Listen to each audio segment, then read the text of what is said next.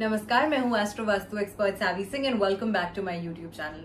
मेरे चैनल पे नए हैं, चैनल को अभी तक सब्सक्राइब नहीं किया है तो जरूर कर दीजिए, क्योंकि इस चैनल के माध्यम से हम आप तक बहुत इंफॉर्मेशनल वीडियोस पहुंचाने का प्रयास करते हैं from the field of astrology, numerology as well as vastu. आज की वीडियो में हम देवगुरु बृहस्पति यानी कि जुपिटर के ट्रांजिट की सीरीज को और आगे बढ़ा रहे हैं और आज हम बात करने वाले हैं जेमिनाई यानी कि मिथुन राशि की। मिथुन राशि के लिए ये जो ट्रांजिट हो रहा है, ये गोचर जो हो रहा है देवगुरु बृहस्पति का जुपिटर का ऑन द 14th में, कैसे बड़े बदलाव लेकर आ रहा है in terms of your personal life, in terms of your professional life, आपके फाइनेंसेस को कैसे प्रभावित करने वाला है।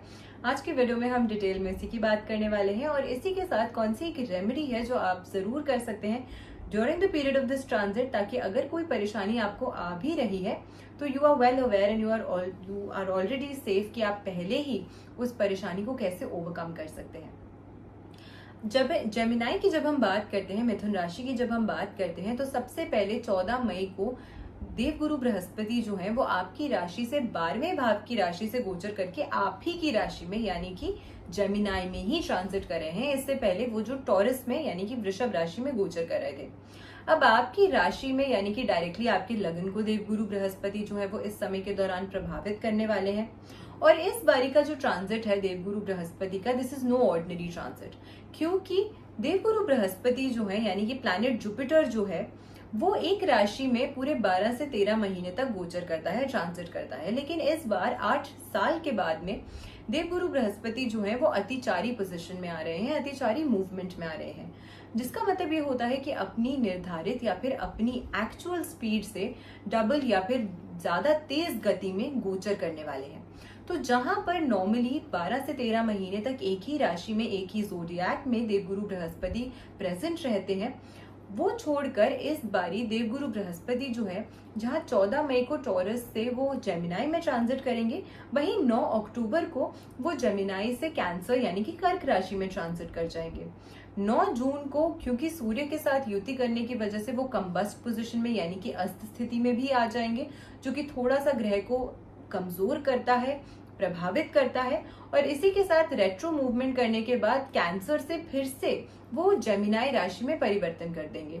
यानी कि एक बेनिफिक प्लैनेट जब इतनी ज्यादा चेंजेस यानी कि रेट्रो मूवमेंट्स, अतिचारी मूवमेंट्स और साथ में कंबस्ट ऐसी सिचुएशंस में एक साथ आ जाता है, तो वो बेनिफिक होते हुए भी यानी कि आपको शुभ प्रभाव देते हुए भी कहीं ना कहीं आपके जीवन में थोड़ी सी संघर्ष, थोड़ी सी परेशानियां जो है वो लेकर आ सकता है।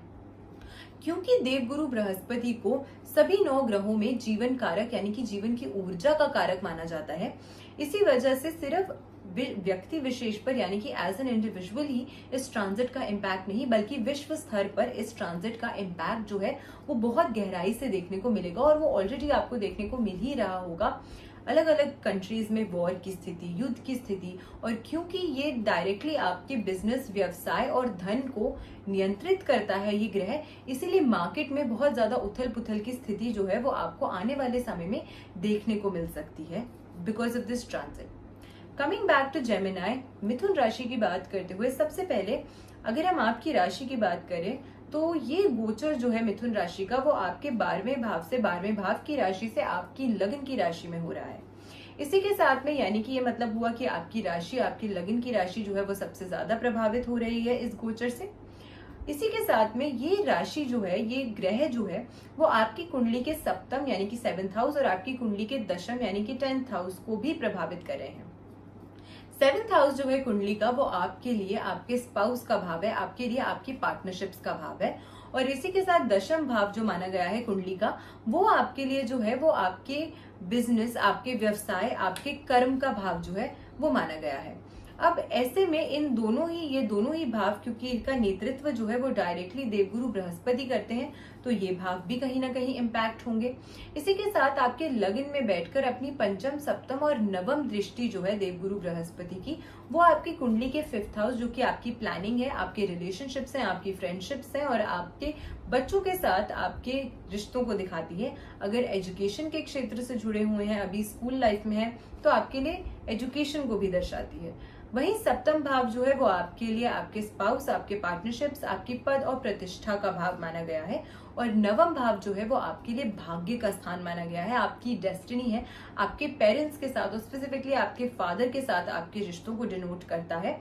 ये एक लक्ष्मी स्थान माना गया है। पंचम और नवम त्रिकोण के भाव माने गए हैं 1, 5, 9, और ये तीनों ही भाव जो है ये धन से संबंध रखते हैं और ये तीनों ही भाव जो है वो देवगुरु बृहस्पति के इस ट्रांजिट से इम्पैक्ट हो रहे हैं। तो ऐसे में त्रिकोण भावों का भी और केंद्र के 2 महत्वपूर्ण भावों का आपके जो ये ट्रांजिट है वो डायरेक्टली इम्पैक्ट कर रहा है। तो जेमिनाइज के लिए स्पेसिफिकली ये ट्रांजिट जो है वो बहुत बड़े बदलाव जो है वो लेकर आ रहा है।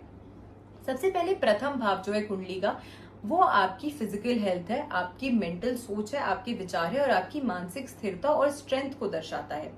ये जो भाव है वो डायरेक्टली जुपिटर की प्लेसमेंट से प्रभावित हो रहा है। तो ऐसे में देवगुरु बृहस्पति का ये जो गोचर है वो आपके लिए बहुत बहुत अच्छे चेंजेस जो है वो लेकर आ रहा है। आपको बहुत अच्छे फायदे जो हैं वो मिलने वाले हैं। ये समझ लीजिए कि ये गोचर जो है आपके लिए एक तरीके से एक ब्लेसिंग, एक वरदान की तरह आ रहा है। इस समय के दौरान आपके जो भी अटके हुए पहले के काम थे या जो भी काम थे जिसमें डिलेज आ रहे थे, जो आप चाह रहे थे कि जल्दी से पूरे हो जाएं, वो डेफिनेटली आपको पूरे होते हुए बहुत जल्दी से नजर आने वाले हैं। मैरिड हैं, आपके बच्चे हैं, तो संतान पक्ष से इस समय के दौरान आपको बहुत अच्छी न्यूज जो है वो मिल सकती है, उनकी वृद्धि हो सकती है, उनके कार्यों में उनको वृद्धि मिल सकती है। तो फैमिली में बच्चों की वजह से भी एक बहुत पॉजिटिव एटमॉस्फेयर जो है वो बना रहने वाला है।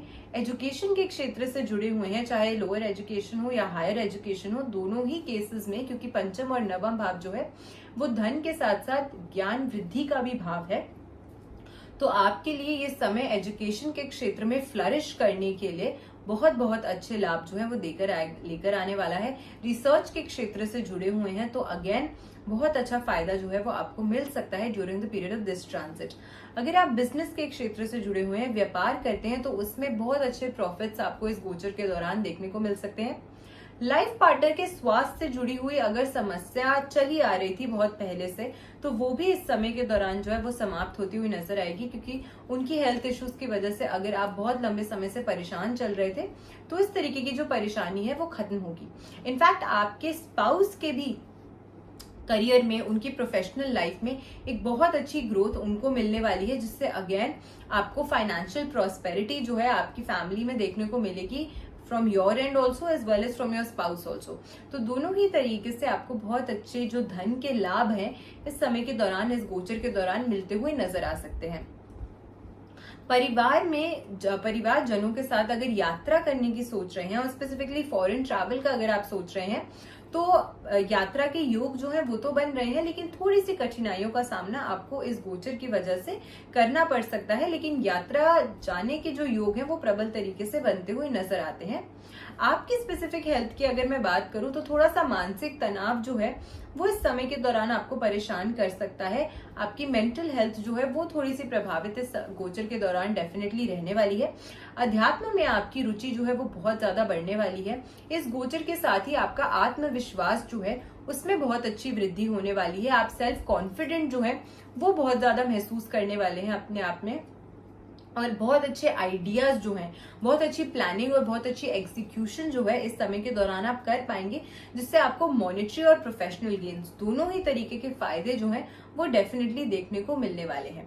तो देवगुरु बृहस्पति का ये जो ट्रांजिट है आपके लिए बहुत अच्छे लाभ लेकर आ रहा है, लेकिन कहीं कहीं पे जो कठिनाइयां, जो परेशानियां, जो परिस्थितियां आपके सामने आएगी, क्योंकि देवगुरु बृहस्पति के गोचर के साथ ही राहु केतु का गोचर भी जो है वो भी हो रहा है। तो मैलेफिक प्लैनेट्स के गोचर को भी हम बिल्कुल नजरअंदाज नहीं कर सकते हैं।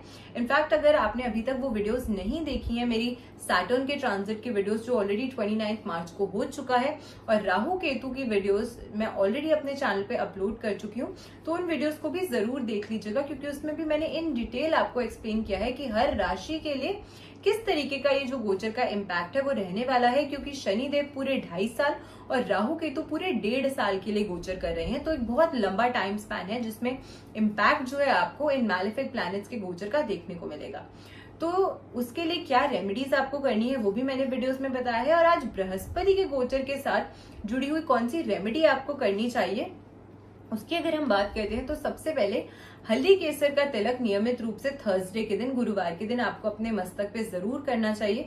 उससे बहुत अच्छा लाभ आपको देखने को मिलेगा। और रोज के रोज केसर की एक पत्ती आपको ग्रहण करनी चाहिए। किसी भी प्रकार से कर सकते हैं आप, किसी स्वीट डिश में या फिर दूध में या जैसे भी आपको कंफर्टेबल हो, लेकिन एक पत्ती केसर आपको जरूर नियमित रूप से ग्रहण करना चाहिए। इससे आपको बहुत अच्छा लाभ जो है अपने जीवन में देखने को मिलेगा। तो आशा करते हैं आज की जो वीडियो है वो आपको पसंद आई होगी। वीडियो अगर अच्छी लगी हो तो ज्यादा से ज्यादा लोगों तक वीडियो को शेयर जरूर कीजिएगा। चैनल पे नए हैं तो चैनल को सब्सक्राइब जरूर कीजिएगा।